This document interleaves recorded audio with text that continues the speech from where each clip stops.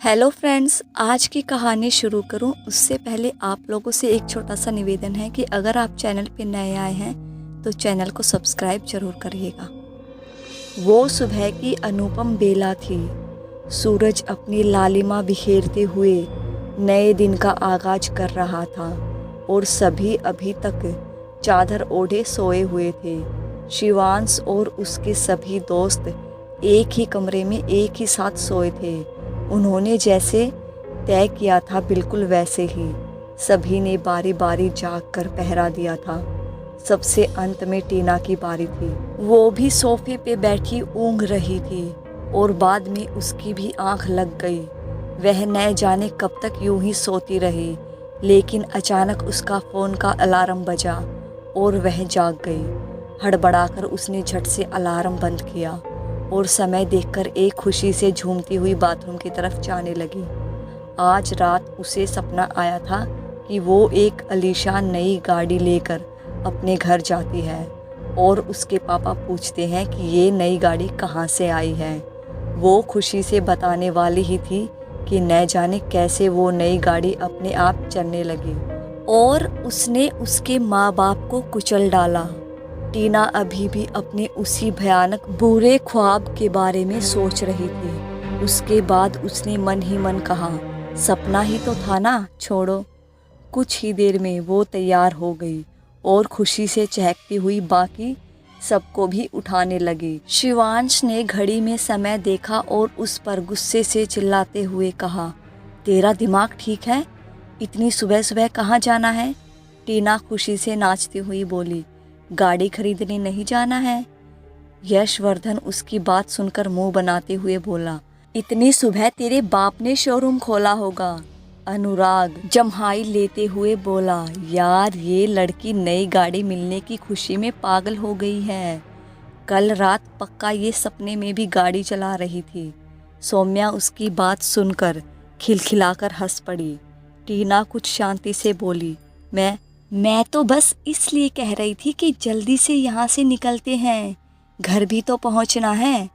कुछ ही देर में सभी नीचे डाइनिंग टेबल पर बैठे थे। सभी के मन में आर्या के प्रति जो अविश्वास था वो निकल चुका था।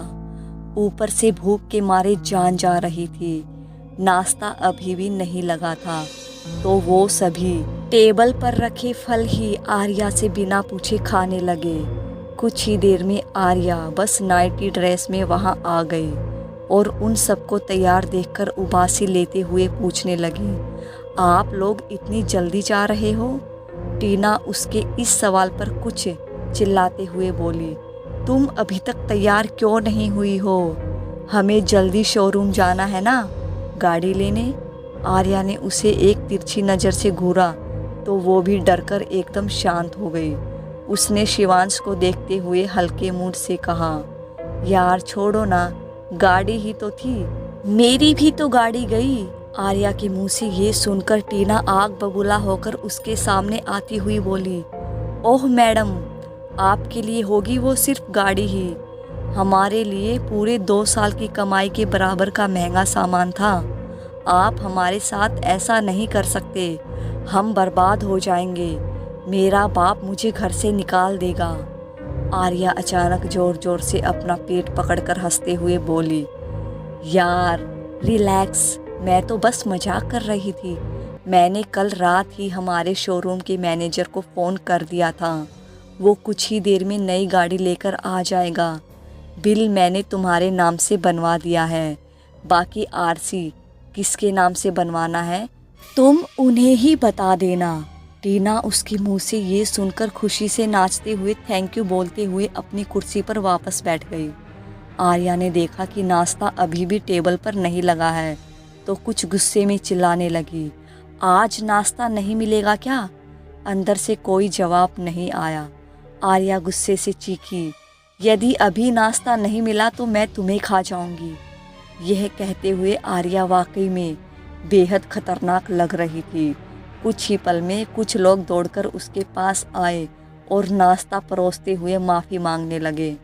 वह अब बिल्कुल शांत हो गई और शिवांश ने कुछ हल्के मूड से कहा, आर्या तुम ठीक हो? आर्या ने चौंक कर उन्हें देखा मानो वो कुछ पल को भूल ही गई थी कि आज वह यहाँ अकेली नहीं है। वह मुस्कुराती हुई बोली, मैं तो बिल्कुल ठीक हूँ, आप लोग उठ क्यों गए? मेहमानों को भी नाश्ता दो।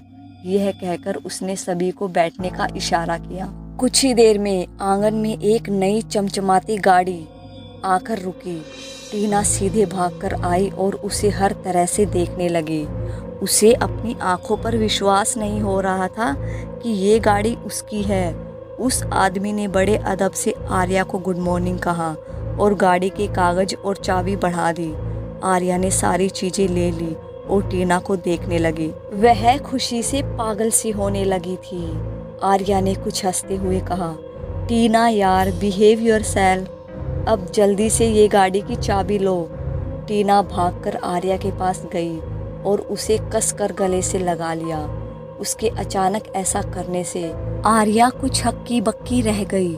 सौम्या आगे आकर उसे छोड़ने लगी। फिर धीरे से टीना के कान में कहा, टीना, बड़े लोगों के साथ ऐसा नहीं करते, और मुस्कुराकर आर्या के हाथ से चाबी लेकर उसे दे दी। उसके बाद सभी ने आर्या को अलविदा कहा और नई गाड़ी में बैठकर वहां से चले गए। टीना ड्राइवर सीट के बगल वाली सीट में बैठी अभी भी खुशी से हंस रही थी और सहसा उसके मुंह से निकला, यार, मुझे तो अब भी यकीन नहीं हो रहा कि एक सेकंड हैंड कार के बदले मुझे नई चमचमाती कार मिल गई। शिवांश ने कार चलाते हुए कहा, हाँ, वो तो आर्या बेचारी दिल की इतनी अच्छी है इसलिए दे दी, वरना कोई और होता तो कहाँ। सौम्या उसके मुंह से आर्या की तारीफ सुनकर कुछ चिढ़ते हुए बोली, बहुत भागई आर्या तुम्हें, उससे शादी करोगे? अनुराग और यशवर्धन जोर जोर से हंसने लगे।